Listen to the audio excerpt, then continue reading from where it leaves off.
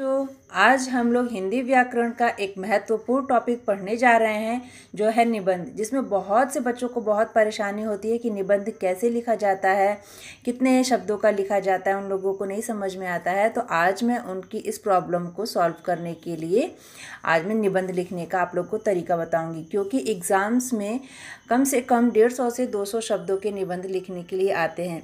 जब बच्चे क्लास 5 से छोटे क्लास में होते हैं तो उनको पैराग्राफ में निबंध लिखने के लिए होता है, लेकिन जब बच्चे क्लास 5 या 6 और 7 8 में होते हैं तो फिर उनको इस तरीके से हेडिंग वाइज निबंध लिखने के लिए आता है और इसी तरीके से उन लोगों को पढ़ना भी होता है। तो मैं आज यही आप लोगों को बताने आई हूँ कि किस तरीके से हम लोगों को निबंध, कौन सा टॉपिक चूज़ करना चाहिए, कौन कौन सी हेडिंग्स उसमें रखनी चाहिए और उसके अंतर्गत क्या लिखना चाहिए, जिससे कि हमारा निबंध बहुत ही ज़्यादा अच्छा और मतलब जो हमारे शिक्षक हैं, जो अध्यापक है, जो उसको चेक करेंगे और उनको कितना मतलब वो अपनी तरफ आकर्षित करेगा, आपको कितने अच्छे मार्क्स वो दिला सकता है निबंध। इन्हीं सब चीज़ को ध्यान में रखते हुए आज मैं आप लोगों को निबंध बताने के लिए जा रही हूँ।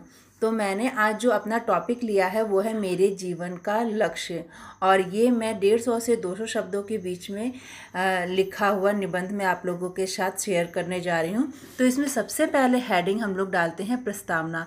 और बच्चों, प्रस्तावना के अंतर्गत हम लोग वो चीज़ें लिखते हैं जो मतलब हमारा स्टार्टिंग होता है, हमको क्या करना है, कैसे करना है, कौन क्या करना चाहता है, बनना चाहता है, उस टॉपिक से संबंधित जो स्टार्टिंग की चीज़ें होती हैं वो लोग हम लोग प्रस्तावना में लिखते हैं।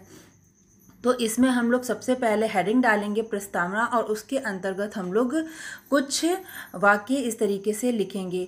आपको किसी भी चीज़ को रटने की ज़रूरत नहीं है, आप लोग इस चीज़ को समझिए और उसके बाद उसको अपने शब्दों में भी करके लिख सकते हैं, तो भी आपको उतने ही अच्छे अंक प्राप्त होंगे।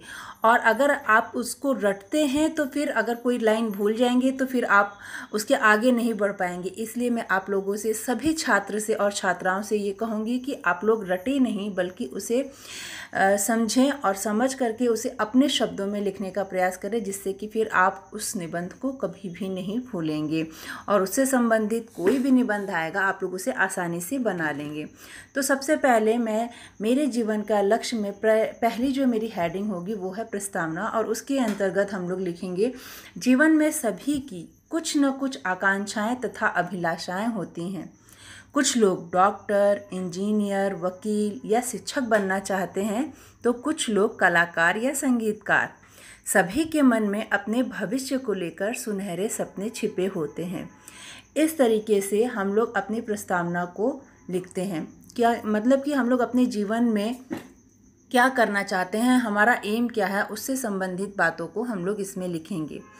और अगर हम लोग इसको अपने जीवन से जोड़ करके लिखेंगे तो हम लोगों को और भी अच्छा हम लोगों का निबंध लिखेगा, और इससे जो हम लोगों के शिक्षक होंगे ना, वो हम लोगों से बहुत ही ज़्यादा प्रभावित होंगे, जिससे कि हम लोगों को बहुत ही अच्छे अंक प्राप्त होंगे। और उसके बाद फिर मैं प्रस्तावना के बाद दूसरी हेडिंग में मैंने डाली है यहाँ पे लक्ष्य का निर्धारण, मतलब कि हम अपने लक्ष्य को कैसे चुनें।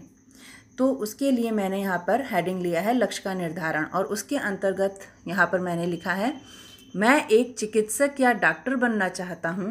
डॉक्टर बनने का निश्चय मैंने बहुत सोच समझकर किया है।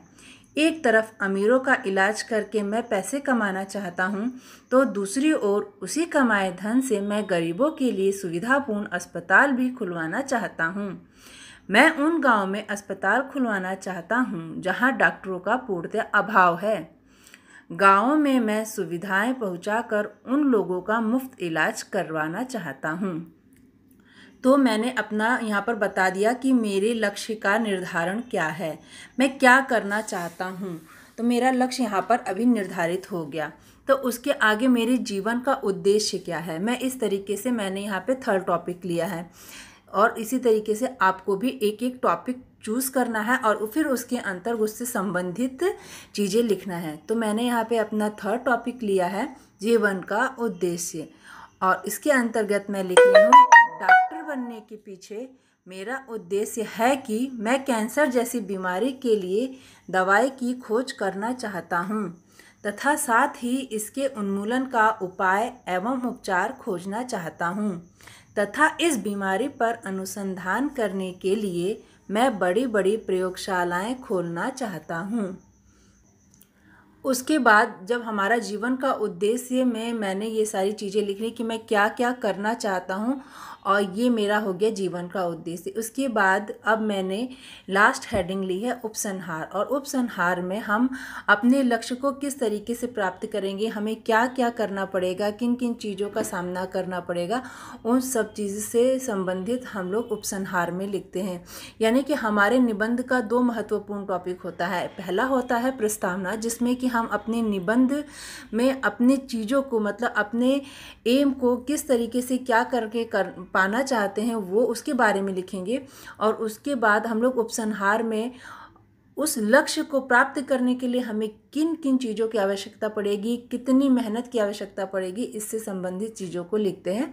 और फिर हम लोग इस तरीके से अपने निबंध को समाप्त करते हैं। तो हमारा यहाँ पे लास्ट हेडिंग है उपसंहार। इसके अंतर्गत मैंने यहाँ पे लिखा है, मैं जानता हूँ कि डॉक्टर बनना आसान नहीं है। उसके लिए कड़ी मेहनत एवं सच्ची लगन की आवश्यकता होती है। अपने लक्ष्य को हम तभी प्राप्त कर सकते हैं जब मन में दृढ़ संकल्प हो और स्वयं पर पूर्ण विश्वास हो। तो बच्चों, इस तरीके से ये मेरा पूरा जो है निबंध तैयार हो गया है, मेरे जीवन का लक्ष्य। और इस तरीके से अगर आप निबंध लिखते हैं तो आप लोगों को बहुत ही आसानी से 200 शब्दों के निबंध लिखने में आप लोग को मतलब तैयार हो जाएंगे। और आप लोगों को बिल्कुल भी ऐसा वर्ड गिनने की ज़रूरत नहीं पड़ेगी कि इतने हुए कि नहीं हुए, अभी और कितना लिखना है। जब इस तरीके से आप लोग एक एक हेडिंग को सोच सोच कर लिखेंगे तो आप लोगों का निबंध बहुत जल्दी से और बहुत आसानी से तैयार हो जाएगा और रटने की आवश्यकता नहीं है। आप लोग इसलिए समझें, आप लोग इसको अपने एम से लेकर के जोड़ करके और इस पर निबंध लिखें। जैसे कि मैंने यहाँ पर एक डॉक्टर से संबंधित निबंध लिखा है, तो अगर आप शिक्षक बनना चाहते हैं या इंजीनियर बनना चाहते हैं तो उससे संबंधित अपने लक्ष्य लेकर के उस पर निबंध लिखें। और फिर आपसे आपके शिक्षक और जो अध्यापक हैं, जो आपके हिंदी के अध्यापक हैं, वो आपसे बहुत ही ज़्यादा प्रभावित होंगे और आपको बहुत ही अच्छे जो है मार्क्स मिलेंगे। और मैं सभी उन छात्रों से जिनका कि एग्ज़ाम चल रहा है इस समय में, उनसे बस यही अनुरोध करूँगी कि वो लोग सुबह उठें और अच्छे से थोड़ी देर के लिए ध्यान करें और गायत्री मंत्र का उच्चारण करें और अपनी पढ़ाई करें। क्योंकि सुबह का जो समय होता है बच्चों के लिए बहुत ही उत्तम वेला होता है। उस समय में हर छात्र को, हर छात्रा को पढ़ना चाहिए, जिससे कि वो अपने लक्ष्य को प्राप्त करने के लिए हमेशा अग्रसर रहेंगे। तो इसी के साथ मैं अपने वीडियो को यहीं पे अंत करती हूँ। और मैं ये भी कहना चाहती हूँ कि अगर आप लोगों को किसी और चीज़ से संबंधित निबंध, कविताएं या कोई भी पत्र वगैरह अगर आपको लिखना, औपचारिक अनौपचारिक, तो आप हमें बताएं, तो मैं उस पर एक अपनी वीडियो बनाऊँगी।